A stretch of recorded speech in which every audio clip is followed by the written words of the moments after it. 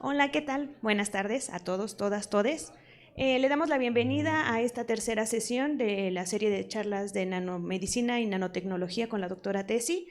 Y entonces, para dar inicio, la doctora Tesi. Les pido por favor un fuerte aplauso para la doctora.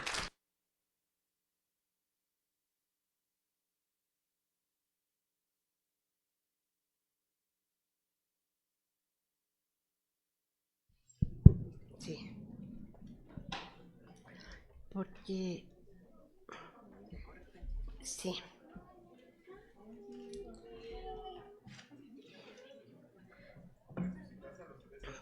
¿Qué tal? Buenas tardes. Otra vez aquí con ustedes. La conferencia de hoy era cómo hacer nanocatalizadores sin productos no deseables. Sin embargo, cuando le empecé a preparar la semana pasada,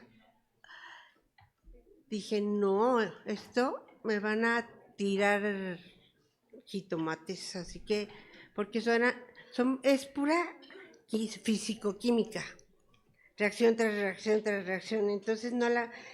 Y decidí primero plantear el problema y ya que ustedes ubiquen el problema, decirles, preparamos diferentes nanocatalizadores así. ¿Sí? Así que no les voy a dar nada de química, no se asusten. Es una conferencia muy agradable. Bueno, la contaminación es un problema latente. Aumenta día a día, porque ahora estamos batallando con la contaminación por, por problemas de tanta cosa que mandaron al espacio y que no saben qué hacer con ella. Estamos rodeados de radiación. Si nosotros tuviéramos una lamparita, bueno, una lamparota eh, fosforescente, veríamos todas las partículas de radiación y veríamos todo pintado de totalmente como si fuera de día. Es increíble la cantidad de radiación que tenemos por las bombas atómicas, por las pruebas que hacen en las islas, por lo que no nos enteramos.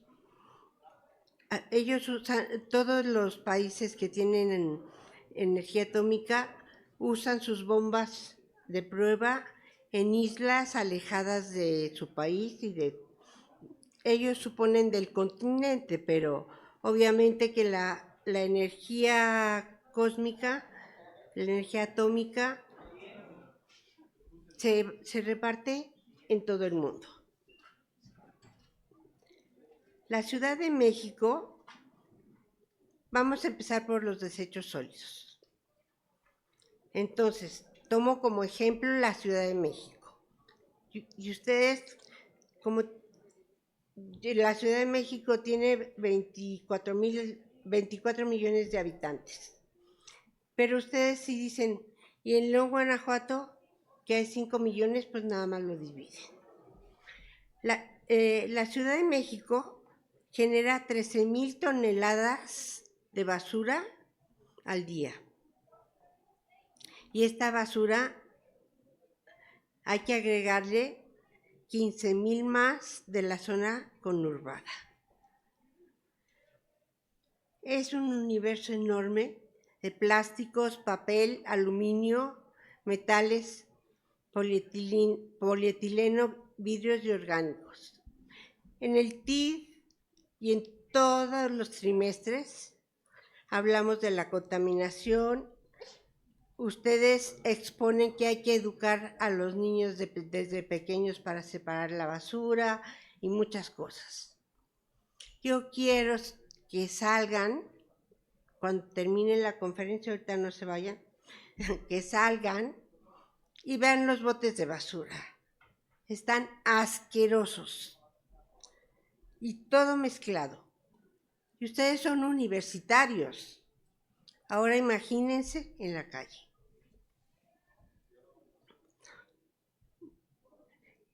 Por lo tanto, es importante establecer un programa de educación continua.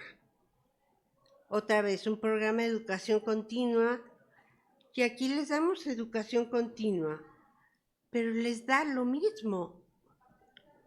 Tienen que hacer conciencia de que se está acabando el mundo, de que no es una vacilada.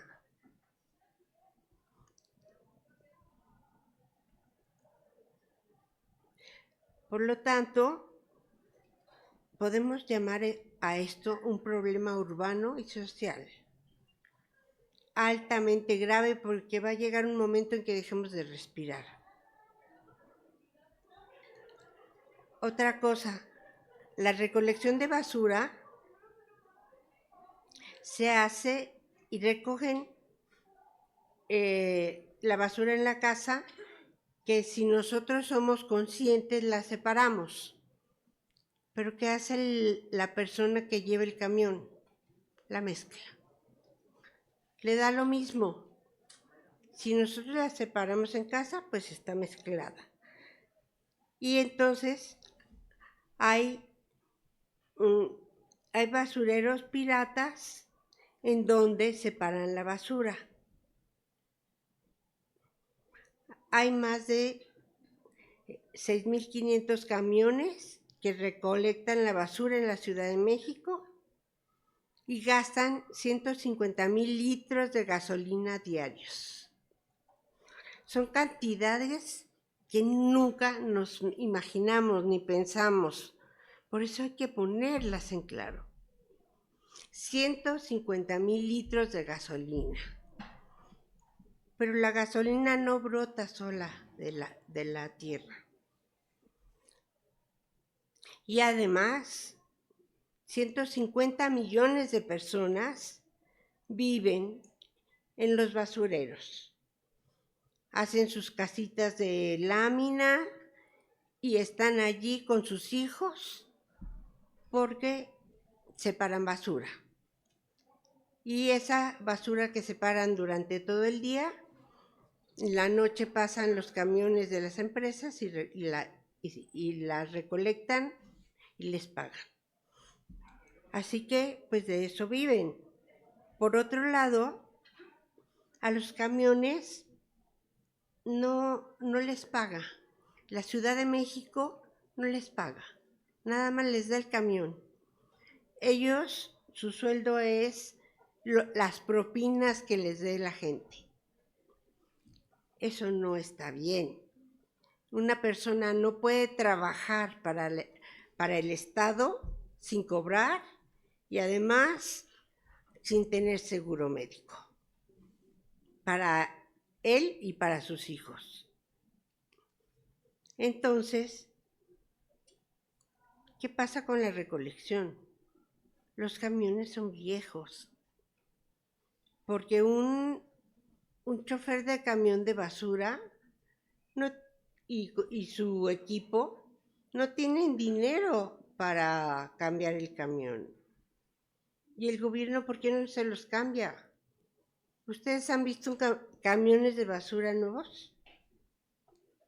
Bueno, pues no existen. Entonces, los camiones de basura recogen la basura y después la llevan a un lugar. Ellos tienen sus lugares. Hay uno, para ponerles un ejemplo, hay uno enfrente del Estadio Azteca, en la esquina de Acoxpa y Tlalpan. Ahí llevan la basura alrededor de 20 camiones. Y entonces se ponen a separar a mano todo el plástico, el vidrio, el papel, todo lo que se puede separar y reciclar.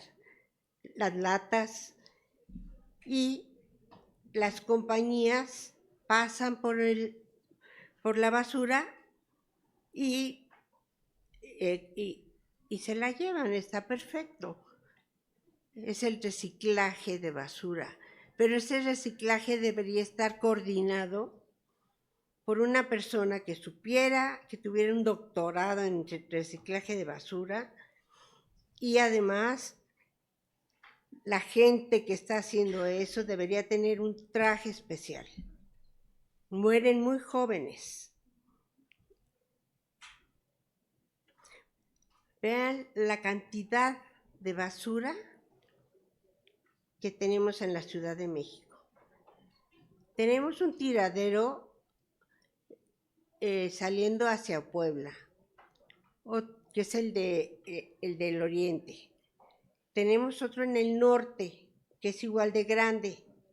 Al sur, saliendo hacia Cuernavaca, es igual. Y al oeste, por Coajimalpa, hay otro tiradero. Se supone que son 4 tiraderos, pero están los tiraderos piratas, en donde llevan la basura y la separan. Y no llevan basura a los tiraderos grandes que tienen que llevar basura.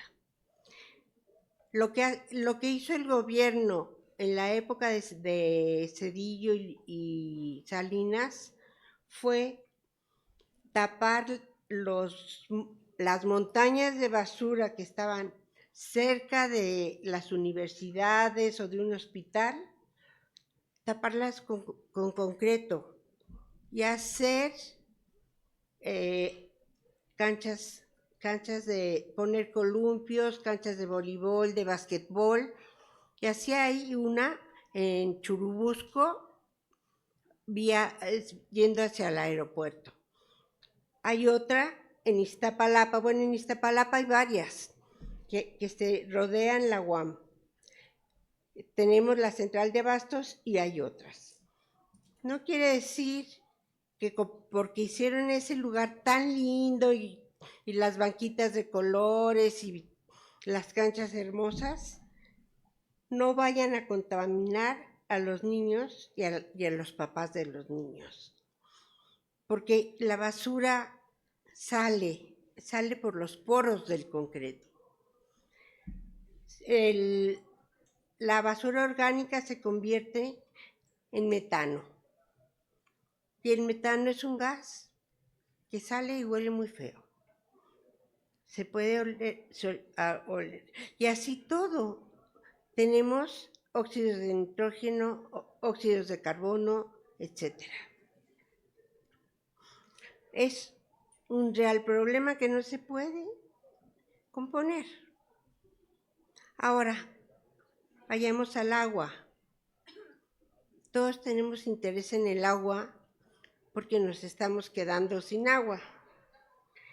Y es muy importante, otra vez, les digo, hagan conciencia, porque cuando no tengan un vaso de agua que tomar, no se rían, a lo mejor ustedes no llegan a eso, pero sus hijos o sus nietos sí. No tenemos una cultura de cuidar el agua. Lavamos el carro con la manguera sin importar. Si hay movimientos de ecología, los paran, porque son gente que puede ser muy latosa y entonces paran los movimientos. ¿Qué se puede hacer? ¿Qué opinan ustedes?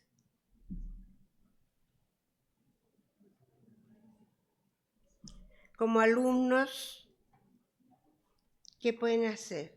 ¿Qué se les ocurre?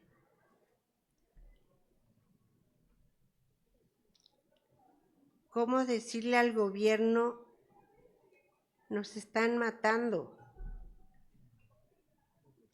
Y no se necesita una pistola. Bueno, el drenaje profundo es gigantesco. Adentro del drenaje profundo hay ratas, pero también hay ciudades. Hay gente que nunca ve la luz porque vive dentro del drenaje profundo. y hay zonas que están totalmente rotas y es el agua negra que sale a la superficie cuando llueve. Las alcantarillas, en lugar de jalar el agua, brota el agua. Las casas se inundan, los departamentos se inundan de agua negra. ¿Por qué el gobierno no mete dinero al drenaje profundo? Si está haciendo carreteras, ¿cómo se llaman? Las carreteras internas que cobran carísimo. Bueno, los periféricos internos, los segundos pisos, para que lleguen muy rápido de un lugar a otro, pero cada caseta les cobra entre 60 y 85 pesos. No tiene por qué, son nuestros impuestos. ¿Por qué no uso eso en el drenaje profundo, que es mucho más importante? Es muy fácil, porque el hacer agrandar el periférico, agrandar la carretera, el periférico, el segundo piso del periférico que cobra, y además hacer un tren de México a Toluca y miles de cosas, eso se ve, la gente lo ve, y el trabajo del drenaje profundo, que es lo más importante, eso no se ve. Y por eso están pensando desde que entran en los votos del siguiente sexenio. Pero vuelvo a repetir, nos están matando, porque nosotros abrimos el agua en la regadera, obviamente que sale pues agua que huele muchísimo a cloro. Ay, se me atoró aquí. A ver si con este. Allá. Que huele muchísimo a cloro y que eso estamos tomando, agua clorada. Así que tenemos más cloro que nada en el estómago. Pensemos en Xochimilco, porque vivimos en esta universidad, en Xochimilco. El lago de Xochimilco, por favor vean cómo era. Era un lago bellísimo. Y aquí vean cómo era Xochimilco. No tenía trajineras, no tenía, ¿cómo se llaman las otras? Tiene balsas, pero ¿cómo se llaman las lanchitas que dicen Lupita? Bueno, y las islitas, las chinampas, bueno, tienen una cantidad de siembra, tenían una cantidad de siembra que podía cubrir casi la mitad de la Ciudad de México en alimento. Ahora no. ¿Por qué? Porque ahora es un lugar turístico que está lleno de las trajineras nuevas, muy arregladas, a donde vamos y van los turistas, vamos a festejar cumpleaños, vamos a festejar el fin de año, se brincan de una trajinera a otra, se ponen borrachísimos, y cuando llega la noche está totalmente sucio. Así que no hay ciencia, por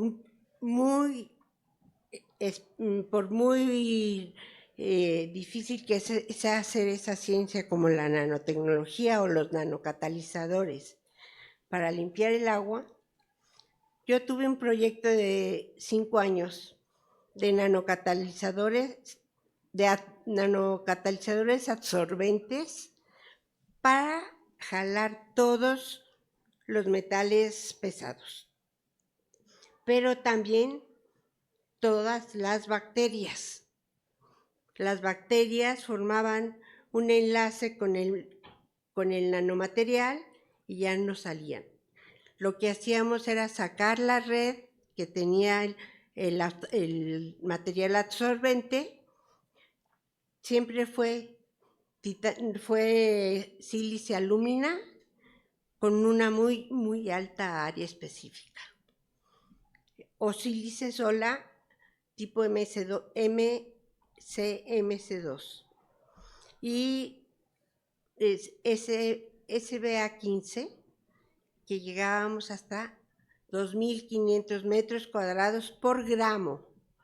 Así que imaginen lo que podíamos absorber de contaminantes.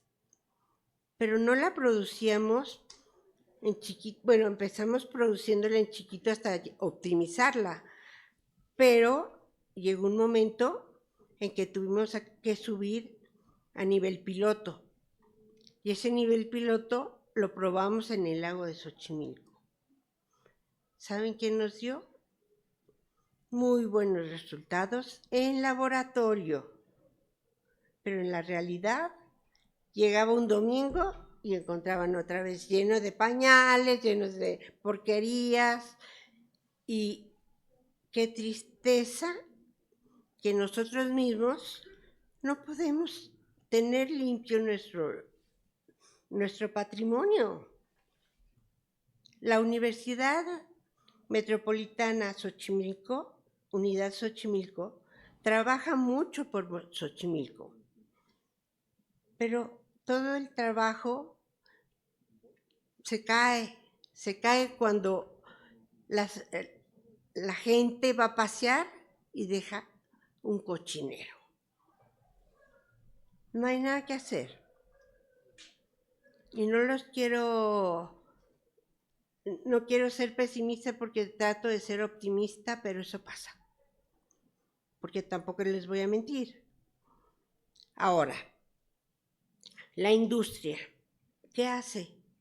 En lugar de tener una planta de reciclaje de agua, tira las cosas a un río, al mar, a una laguna, porque le es más fácil.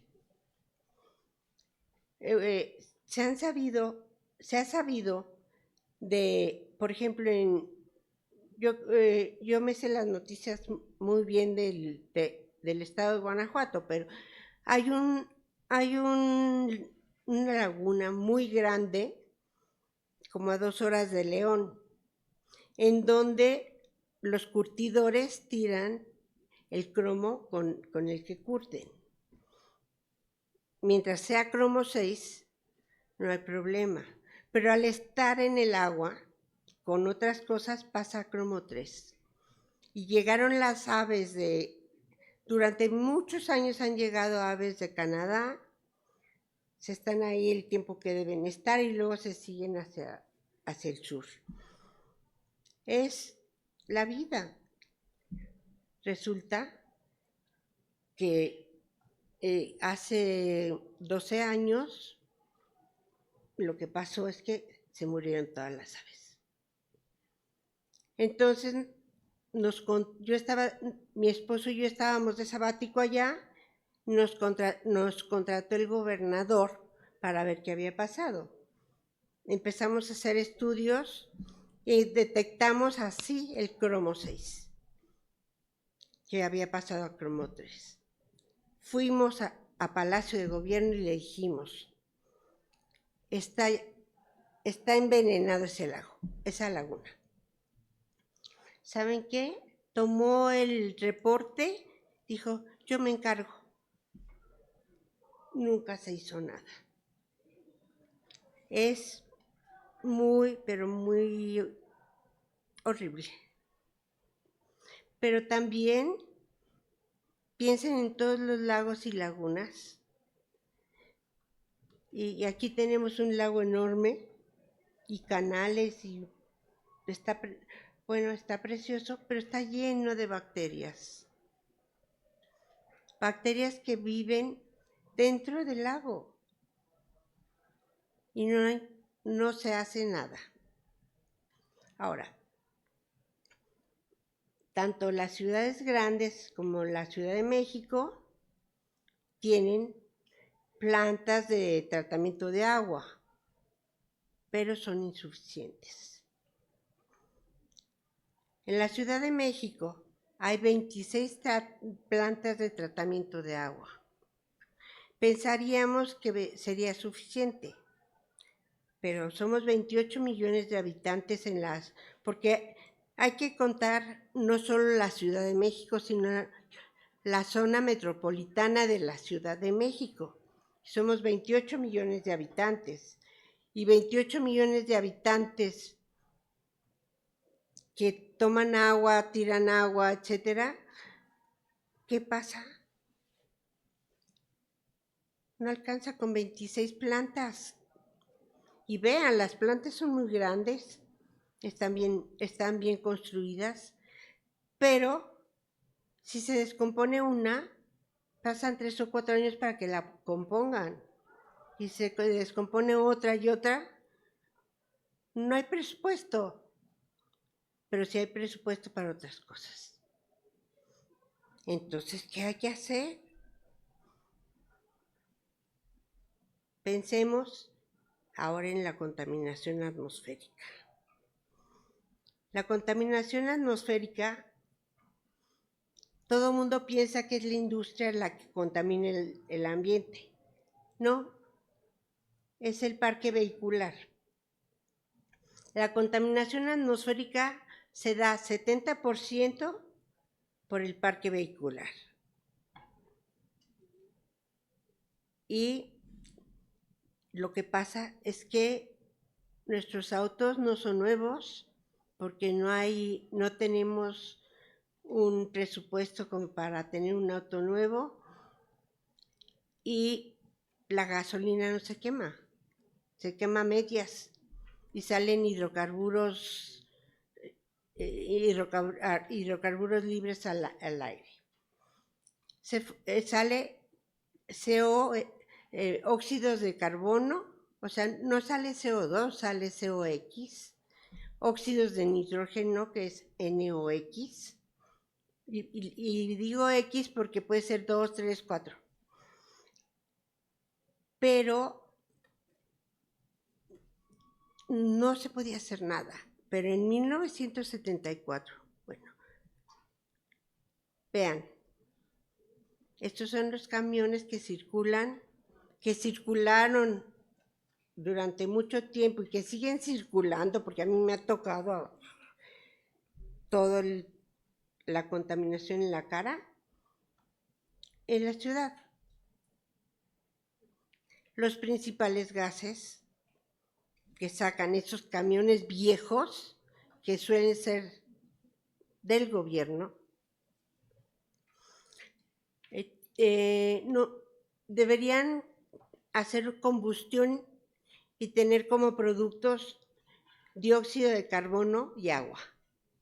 Pero tienen COX, los carbonos fluoroclorados, y además se presenta el ciclo del ozono. Porque tenemos que el enlace oxígeno-oxígeno se rompe y usa el NOx como catalizador y con el sol forma el ozono. Ahora, vean la diferencia. El ozono que se forma de 12 a 3 de la tarde, porque es reversible, es muy dañino. Pero el ozono del hueco de ozono es muy necesario. Estamos destruyendo aquel y produciendo ozono aquí, donde nos hace muchísimo daño a los pulmones.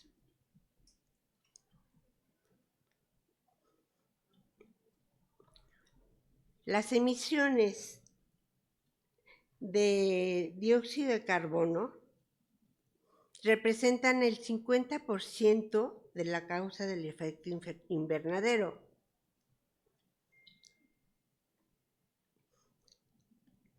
El gas carbónico, ustedes saben, proviene principalmente de compuestos fósiles, o sea, el petróleo. Y además, la destrucción de bosques. Cuando nosotros hacemos una combustión perfecta, vamos a tener CO2 y agua. Agua-gas, que se va a ir al aire, pero también puede haber hidrógeno y nitrógeno molecular. Esa es la composición del aire. Y el CO2 va a ir a las plantas, a los árboles, y se va a convertir por medio de la fotosíntesis en glucosa. Eso sucedía, pero ahora no podemos. Vean esto. Esto se ve todos los inviernos o en la primavera cuando hace mucho calor y hay inversión térmica. ¿Qué hace el gobierno? En la época de Zedillo se daba un valor que se llamaba IMECA, no sé si se acuerdan, Índice Metropolitano de la Composición del Aire en la Ciudad de México. Si estábamos de 0 a 100, bien. De 100 a 200, regular. 200 a 300, mal. 300 a 400, nadie sale. Y más o menos nos tenían controlados. No se permitía hacer ejercicio en ciertos tiempos. ¿Por qué? Porque el ozono irrita las vías respiratorias, aún a bajas concentraciones. Lo vamos a tener entre las 7 y las 10 de la mañana. ¿Por qué? Es la hora que van los papás a dejar a los niños a la escuela. Y después se van al trabajo. Después es reversible y lo volvemos a tener entre 7 y 10 de la noche. Porque es la hora que regresan los papás del trabajo. Así que se pensó, bueno, antes de esta me gustaría pasar esta. En 1974, la EPA, que es como si fuera la COFEPRIS de Europa, pero bien hecha, dijo, no podemos tener tanta contaminación. Cuando se construye un automóvil, se le pone un mofle catalítico. El convertidor catalítico parece un panal de abejas. Está hecho con materiales nanoparticulados. Y estamos hablando desde 1974. Sin embargo, no se los podían poner a los automóviles, ni siquiera un Mercedes o un BMW que se fabrican en Alemania. ¿Por qué? Pues porque la gasolina tenía plomo. Y al tener plomo, el convertidor catalítico, lo que ven, la cerámica que ven, que parece panal de abejas, es un silicato de aluminio y magnesio. Es complicado porque son 3 óxidos que están unidos. Es silicoaluminato de magnesio. Y son nanopartículas que se moldean como panal de abejas y se pone en donde está el mofle. Así que entran gases contaminados y salen gases no contaminados. Pero mientras la gasolina tuviera plomo, era imposible poner el convertidor catalítico, que no era la cerámica sola, tenía La cerámica era el soporte. Los metales activos eran platino e iridio. Vean qué tipo de metales. Casi no hay. En la Tierra hay muy pocas cantidades de platino y menos de iridio.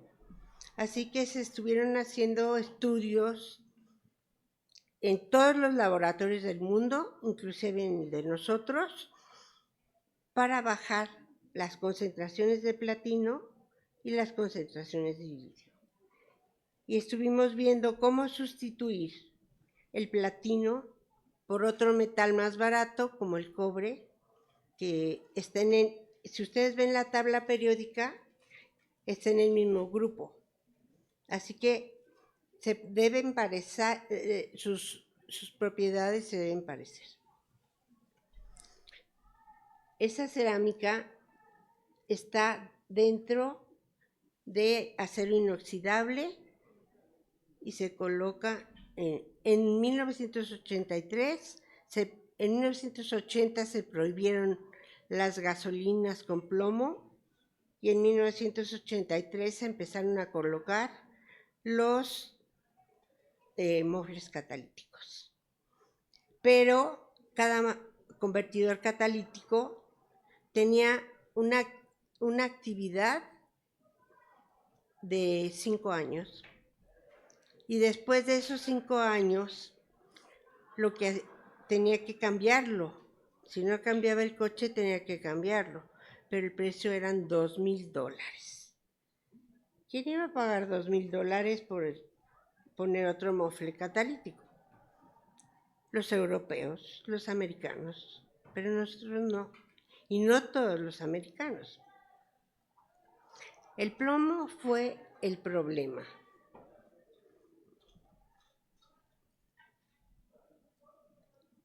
Bueno,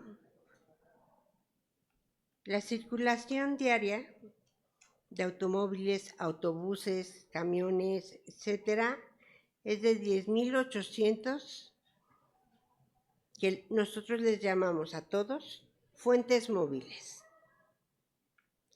Y desde 1990 salió en el Diario Oficial de la Nación que todas las fuentes móviles debían tener un mofle catalítico y que México iba a fabricar sus mofles catalíticos.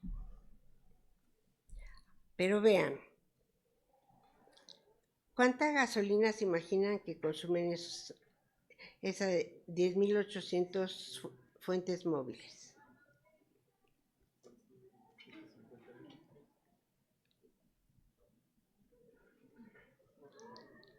25 millones de litros. Esto en el DF, nada más. No estoy tomando todo el país. Tenemos 7 refinerías y una no sirve. Porque se compró sabiendo que no servía y además con 5 millones de deudas, que está en Tabasco. El resto sí sirve. Pero nosotros los mexicanos somos muy honestos y cuando la refinería manda la gasolina, hay ductos. Entonces los ductos llegan a cada ciudad y se reparte a las gasolineras. Bueno, así como nuestro cuerpo humano tiene enzimas para cada reacción, si no se lleva a cabo, en el petróleo en una refinería se transforma con catalizadores para cada reacción. Si no se transforma, se necesitan catalizadores. Ahora todos los catalizadores son nanoparticulados. Nosotros empezamos a hacer nanocatalizadores en 1982.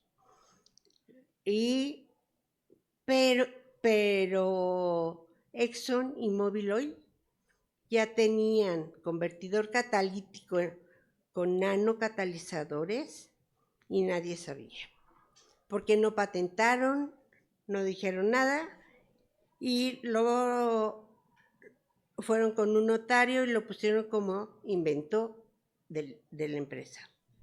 Así nadie lo podía copiar, como la Coca-Cola, porque a veces se roban las patentes.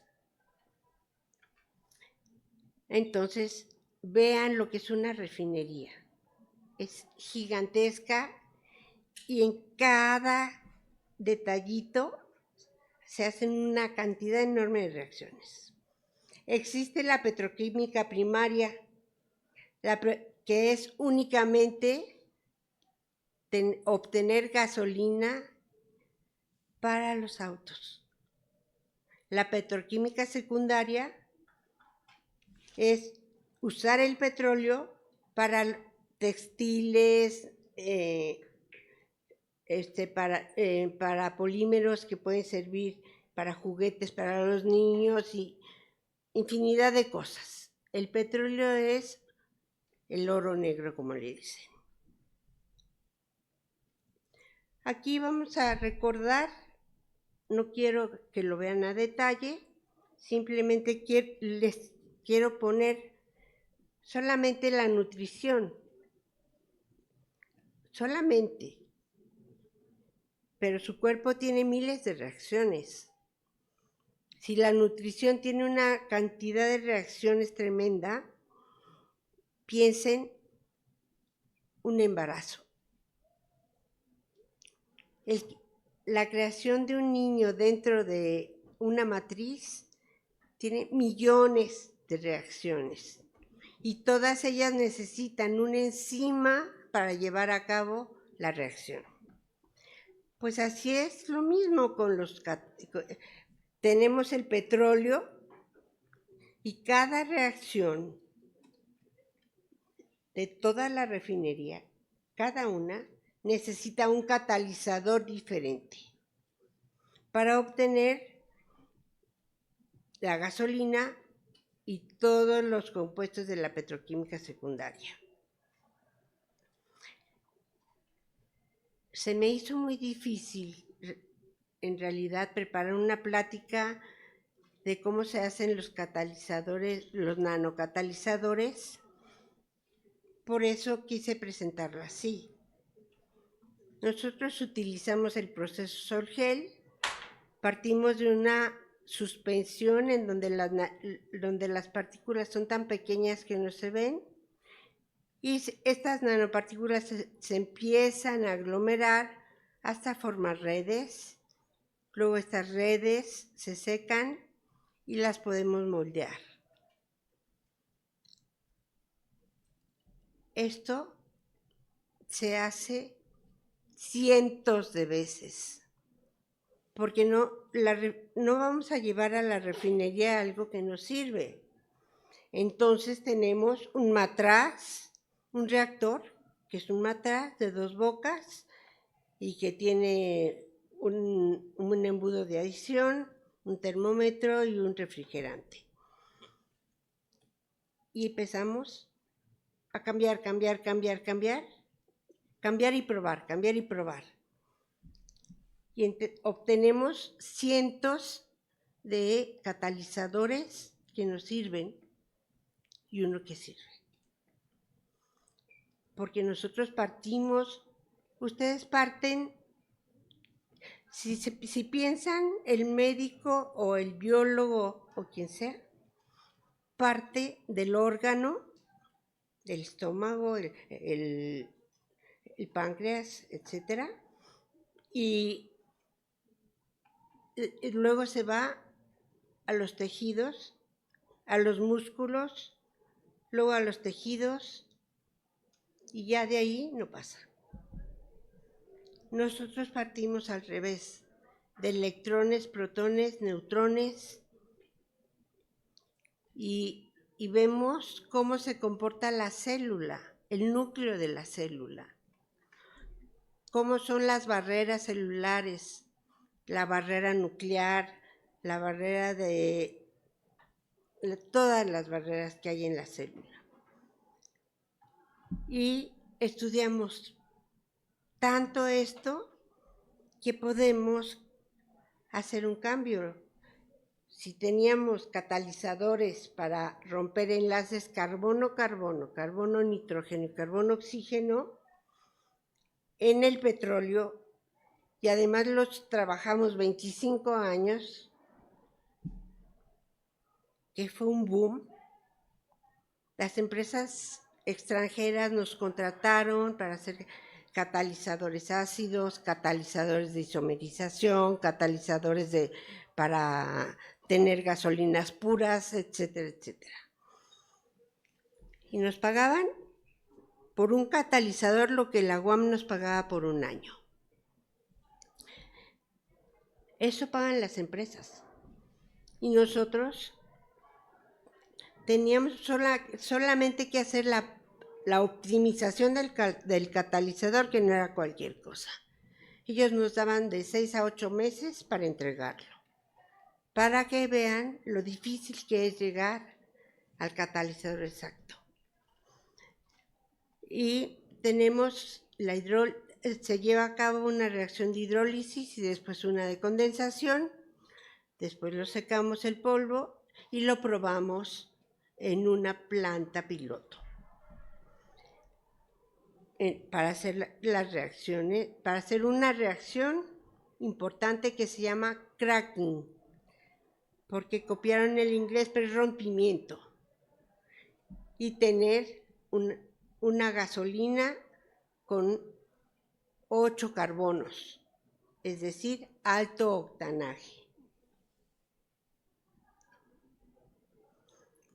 Y aquí están nuestros nanocatalizadores, que si hay que cambiarle el poro, que si hay que cambiarle no sé qué, porque en las pruebas no daba lo que tenía que dar. De verdad que hicimos más de 100 nanocatalizadores. En el laboratorio de catálisis que estaba al lado mío, estaba la planta piloto para probar el catalizador y hacer una reacción de cracking para obtener gasolina. Bueno, pues llegamos al catalizador, en donde obteníamos la gasolina totalmente blanca, con muy alto octanaje y además sin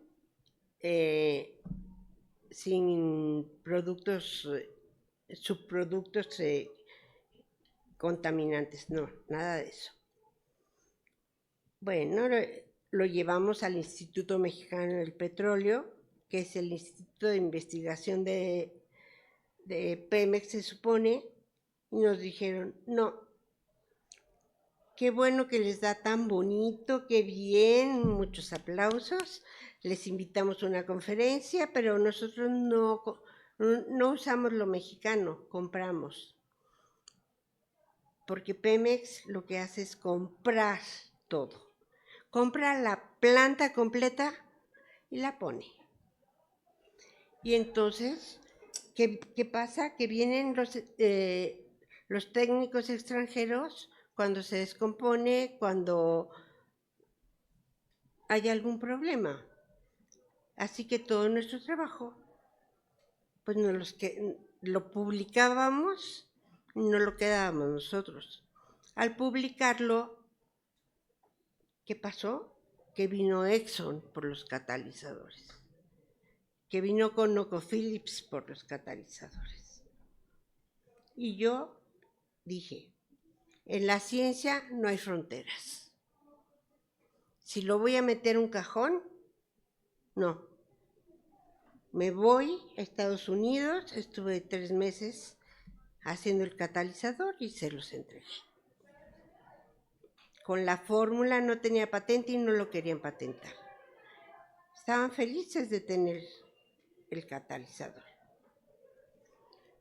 Ahora, aún con los mejores dispositivos para obtener gasolinas súper limpias, El problema el problema de la contaminación somos nosotros. Nosotros no ponemos de nuestra parte. ¿Qué pasa? Díganme qué pasó cuando pusieron la revisión cada 6 meses, ¿no? La revisión de contaminantes. Bueno, están la verificación, están los centros de verificación autorizados por el gobierno y uno va. Había letreros que decía, centro de verificación autorizado. Ven aquí, porque tu auto te aseguramos que pasa o pasa. ¿Qué es eso? Un auto viejo, todo que echaba humo, no alcanzaba a hacer combustión a todos los hidrocarburos, que la gasolina es un hidrocarburo de 8 carbonos, sino que combustionaba la mitad y la otra mitad se quedaba ahí. ¿Qué hacían para que pasara? Abrían las espreas, le metían más oxígeno y pasaba. Luego, cuando ya pasaba, le cerraban las espreas y el señor pagaba. Y pagaba lo que se tenía que pagar más una mordidota, ¿no? Eso es lo que hace la gente. Y lo hace porque no tiene para cambiar el auto, lo hace porque hay muchos problemas, pero por lo menos hay que buscar por donde podemos sí ayudar, sí cooperar, para que esto no siga así. Nosotros somos un país que se supone que contaminamos poco. Ahora piensen en Estados Unidos. Bueno, la gasolina viene por el oleoducto y surte las gasolinerías. Pero en el camino están los, ¿cómo se llaman? ¿Huachicoles? Los guachicoleros, que se roban la gasolina. Y cuando llega la gasolina al lugar que debe llegar, ¿saben qué hacen? La bautizan, le ponen etanol. Entonces circulamos con gasolina de alto octanaje más etanol. La Profeco hizo un estudio en el 2005. Puse 2005 porque yo participé en el estudio. Y me dio cerca de 20 muestras de diferentes gasolinerías de todas partes de México. No me dijeron de dónde eran, y todas tenían etanol. Ahora, si tenemos las petroquímicas, que son una maravilla, pero no tienen mantenimiento desde hace 50 años, más de 50 años, desde que Lázaro Cárdenas las nacionalizó, no tienen mantenimiento, así que hagan la cuenta. Están viejas. ¿Qué pasa? Vean qué contaminación hay. Para poder circular nosotros muy a gusto. Esto produce el efecto invernadero. Y también el cambio climático global. Lo tenemos en la cara. No nos tenemos que esconder ni adivinar. Lo tenemos en la cara. Y por todo esto, ¿qué está pasando? Ahora tenemos erupciones de volcanes, ciclones, tsunamis, el efecto del niño y la niña, terremotos, un calor infernal, lluvias fuera de temporada o un frío que la gente se congela. Se congela y muere. Puse esta transparencia porque me di cuenta que no sabían dónde estaban los trópicos. Entre el trópico de Cáncer y el trópico de Capricornio se encuentra México. Somos los llamados países tropicales. Así que tenemos un clima en donde no nos vamos a morir si baja la temperatura, ni tampoco si hace mucho calor. Todavía.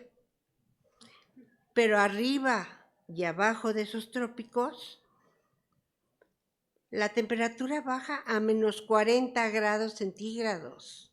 ¿Quién puede soportar eso?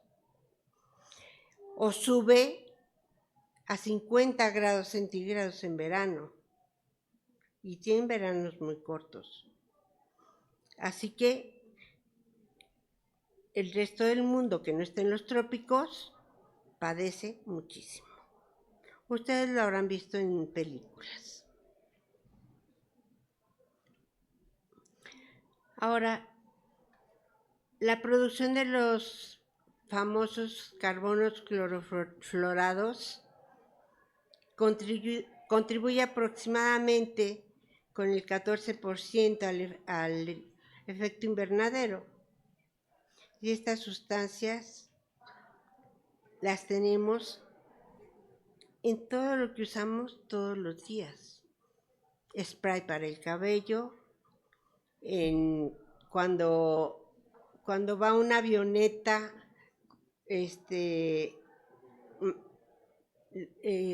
lanzando insecticida para que no haya plagas en los sembradíos. La agricultura es la que más contamina, porque también se necesita fertilizante, pero no usan fertilizantes adecuados, usan fertilizantes a lo bestia. Y ahí están grandes fuentes de contaminación. Los efectos en la salud. Cuando las personas están expuestas a óxidos de carbono, que no es CO2, padecen de cansancio, problemas cardiovasculares, no pueden respirar bien si salen a hacer ejercicio a las horas de más ozono, pérdida de destreza manual, falta de concentración.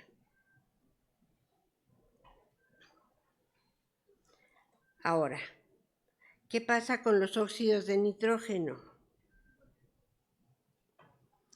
Obviamente se tienen problemas pulmonares, mucho más en los niños y en los adultos, ¿no? En la gente grande.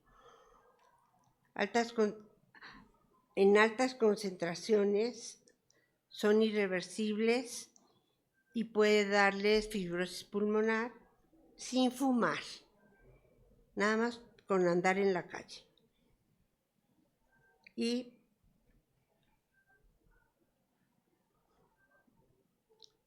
existen varios tratados. El primero fue el Tratado de Kioto para proponer soluciones a esto. Pero el último es el Tratado de París del 17 de enero del 2020, en el cual no firmaron Estados Unidos, China, Rusia y la India. ¿Por qué? Pues porque no les convenía económicamente y vamos a seguir igual. no tienen, no sé si no tienen corazón, no tienen cabeza. Ok. Y mientras no firmen no habrá solución. Sin embargo, se sigue luchando en todo el mundo porque hay gente positiva que sí quiere ayudar al mundo. Se está haciendo muchísima investigación para que los autos no usen gasolina, sino que usen otras fuentes de energía. Y también cómo generar energía de diferentes maneras. Yo creo que todos han visto estos aparatos que parecen helicópteros. Cada vuelta es $1 de energía. Imagínense. En Europa está llenísimo y aquí ya nos estamos llenando poco a poco, lo que es muy positivo. Así como eso, hay muchas otras cosas más que podemos hacer, aunque sea de poquito. Y la universidad tiene programas y cosas importantes que pueden ayudar al planeta.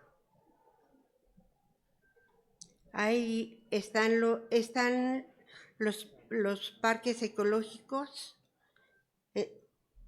que son hectáreas y hectáreas y hectáreas que nadie puede tocar. Y cada país contribuye con cierta cantidad de hectáreas. Así que hay forma de revertir esto. Pero nosotros no podemos influir en el gobierno, pues entonces hagámoslo en nuestra colonia, en todo el entorno, y expliquemos bien a nuestro entorno para que ese entorno explique más allá. Es muy importante que esto dé la vuelta y empiece a mejorar. Gracias.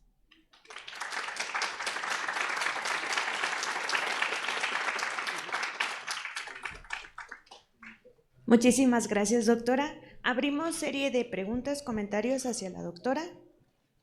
¿Alguien que quiera participar?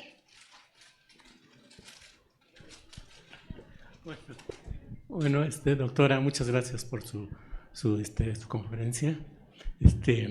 Fíjese que estábamos viendo algún documental y parece que en casa también tenemos ciertos aditamentos en las cocinas. Por ejemplo, los teflones, estaba viendo que son compuestos de fluorocarbono, sí. Bueno, como base. Y bueno, también tenemos muchísimos problemas ambientales.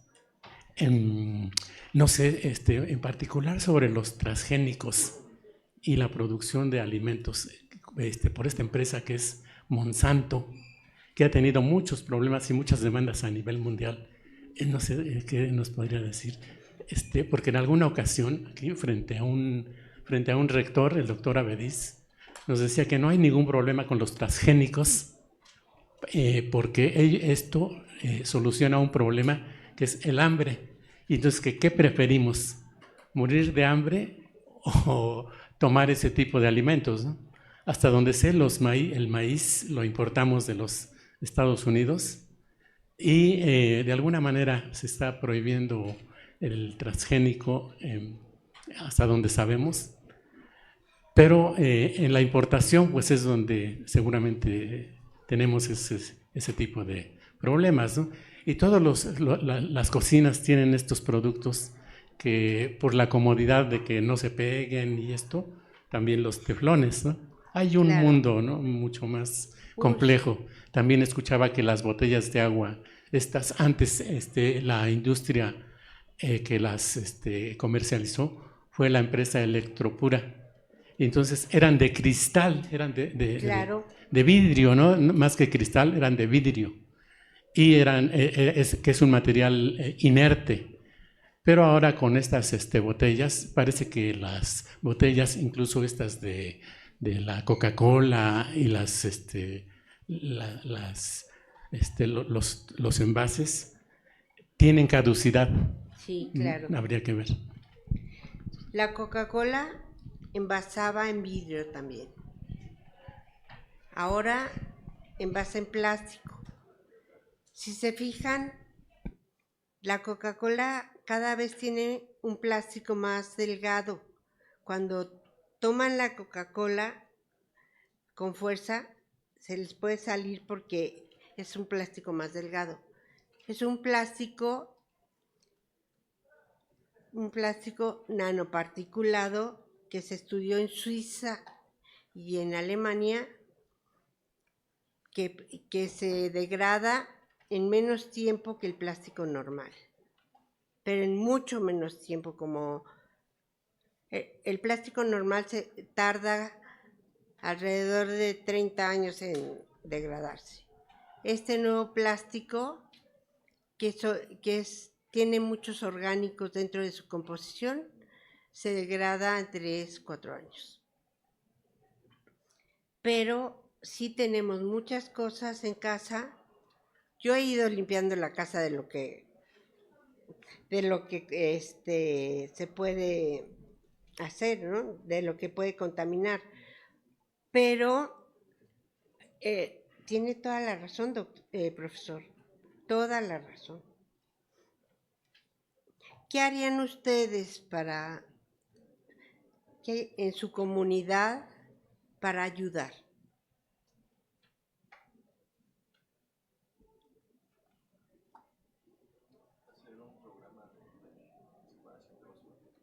¿Sí?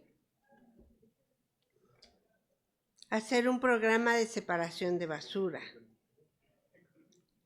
Pero un programa de separación de basura que sirva. Poner camiones nuevos, exigir al gobierno municipal o gubernamental, pero empezamos con el municipal, que cambie los camiones, porque es una vergüenza. Les voy a poner un ejemplo. En 1985 tuvimos el terremoto más terrible que se puedan imaginar. Todos los edificios que se cayeron eran de gobierno. Las escuelas que se cayeron eran de gobierno. A excepción de unas cuantas cosas que eran privadas, pero casi todo era de gobierno. O tuvimos también en el centro, se cayeron muchos edificios en donde estaban costureras atrapadas porque era de judíos y las tenían 8 horas cosiendo ahí para que no se les salieran. Tenían cerrado y no tenían puerta de emergencia. Así que llegó ayuda de todos lados del mundo. ¿Dónde está esa ayuda? El gobierno no da ninguna explicación. ¿Qué pasa con la ayuda? De repente se está vendiendo en los tianguis. Es terrible. Con el COVID pasó lo mismo. Y no sé, yo me siento muy desesperada cuando veo esta situación. Y cuando la veo en nuestra propia universidad. Y el otro día llegué a las 9 de la mañana y estaba limpio el jardín Zapata. A las 2:30 de la tarde que salí, estaba totalmente asqueroso. ¿Cómo es posible? Habiendo botes de basura, habiendo todo. Ahora, hay bebederos. Podemos tener nuestro tambo de al litro y rellenarlo y rellenarlo y rellenarlo. Y no estar usando tanto plástico. El gobierno prohibió el plástico. ¿Y en qué nos dan las cosas? ¿Cómo nos llega todo lo de Amazon o lo que sea en el súper? En cualquier súper. En plástico. Todo está en plástico. La comida está envasada en plástico.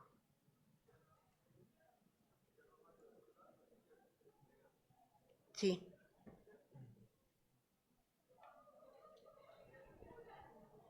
Buenas tardes.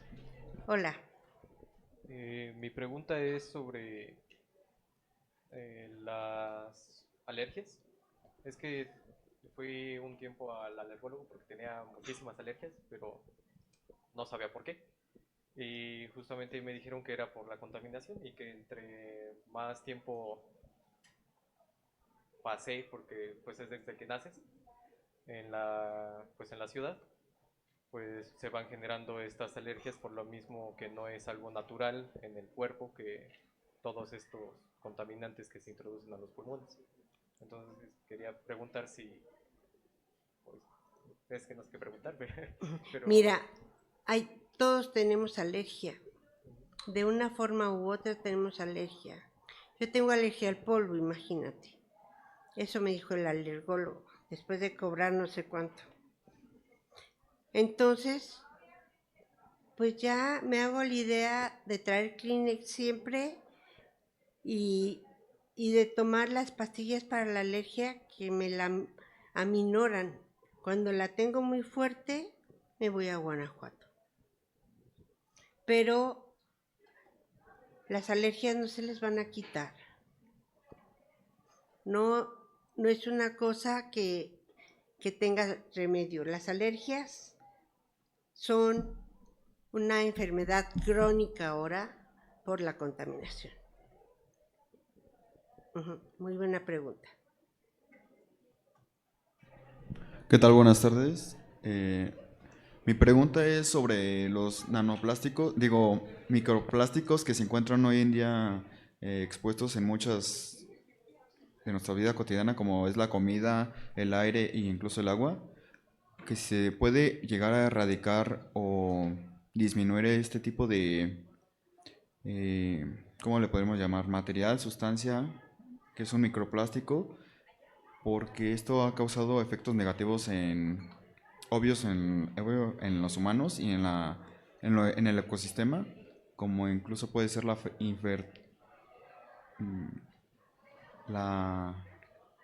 infertilización, ¿no?, del Sí, humano. sí, sí. ¿Cómo podremos llegar a erradicar este tipo de sustancia o elemento como nosotros mismos, incluso y cómo se podría llegar a erradicar más profesionalmente? Mira, yo me quedé sorprendida con los viejitos que tienen sus canoas en el lago de Xochimilco y uno recoge todos los plásticos en su canoa, otro recoge todas las latas, otro recoge todos los pañales, otro recoge todo el papel, así. Lo que podemos hacer nosotros es exactamente lo que hacemos con las pilas. Tenemos un frasco especial para poner las pilas que se acaban de los aparatos. Cuando se llene ese frasco, traerlo a la universidad, que pone 2 o 3 veces al año su campaña de recepción de productos peligrosos. El microplástico se puede hacer lo mismo, tener un bote grande e irlo metiendo. Y si te vas encontrando en el camino, irlo metiendo en tu bote, porque no hay otra forma. Eso se pasa al industrial que lo creó, y él, en lugar de tener materias nuevas, puede reusar esas. Así que es la única manera, recogerlo.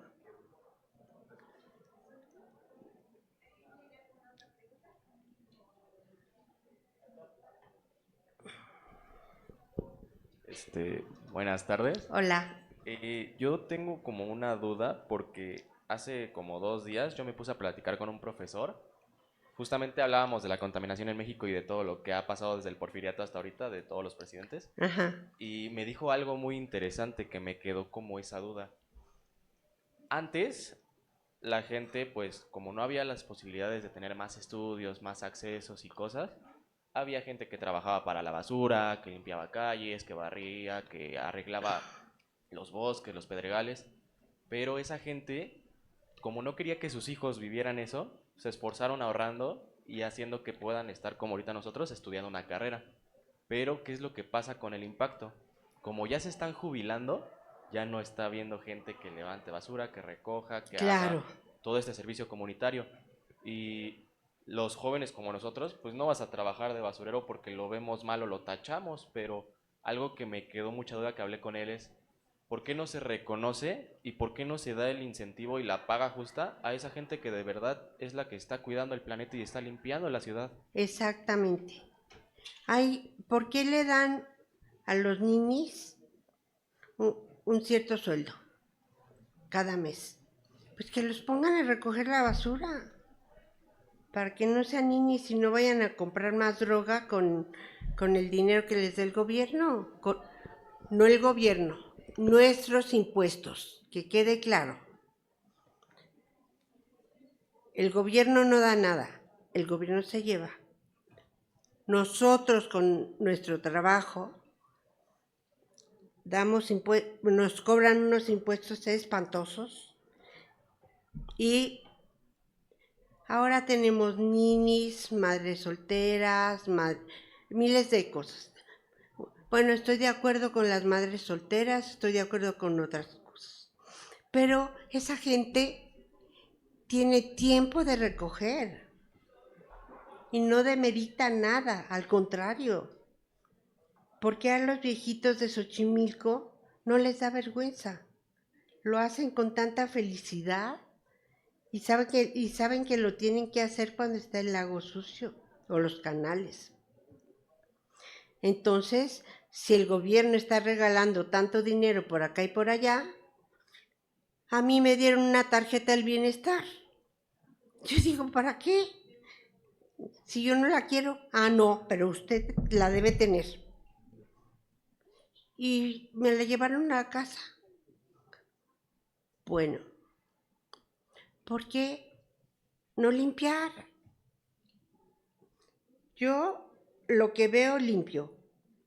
Ahora mucho menos, casi nada, por la situación de la parálisis, pero antes, tanto mis hijos como yo recogíamos toda la basura del parque donde vivíamos, de una colonia donde vivíamos, y la separábamos.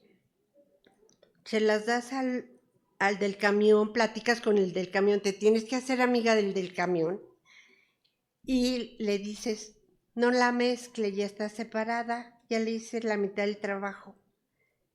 Y es una manera de convencerlos. No me van a decir que no, porque es cierto.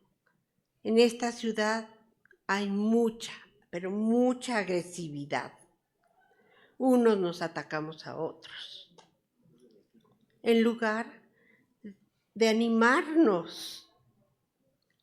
¿Por qué ser tan negativos si podemos ser positivos? Si alguien quiere recoger la basura, ayudar, pues qué bien, que se le contagie en lugar de reírse. Porque tienes toda la razón, se van a reír. Y todo tu grupo de amigos te va a empezar a vacilar, te va a poner apodo, etcétera, etcétera. Porque lo vemos todos los días. Yo no sé qué pasa. ¿Queremos un mejor país o no lo queremos? Piensen para qué están estudiando. ¿Qué quieren? Cuando terminen su carrera, ¿qué quieren? ¿Qué quieren hacer? Yo desde un principio, y con la ayuda de mis papás,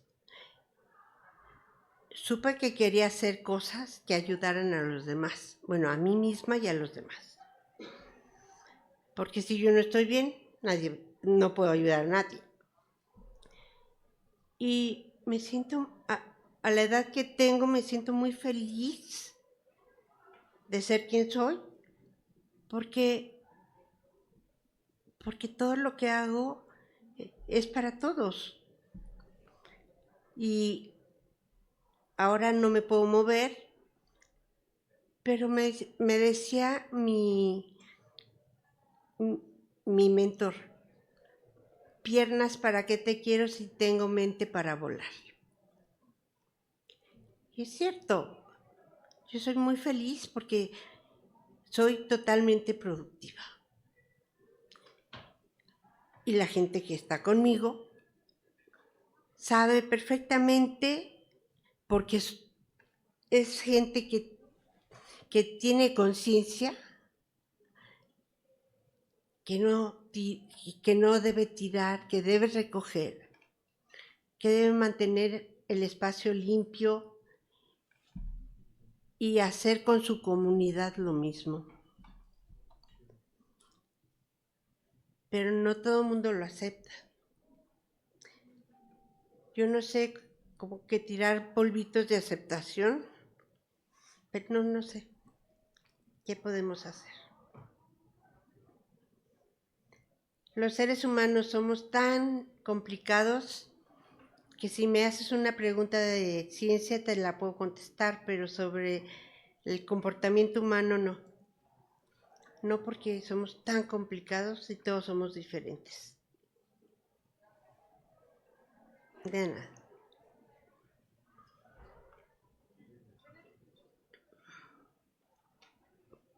Pues agradecemos muchísimo a la doctora por nuestra tercera sesión. Gracias. Y los esperamos en 15 días, el 15 de julio, para nuestra cuarta sesión con la doctora. Muchas gracias. La siguiente sí es de nanotecnología, es de Parkinson. Pero aquí de verdad que no les quise poner un rosario de reacciones y que me iban a dar con un palo. Bueno, gracias y nos vemos en 15 días. Y a mis alumnos mañana.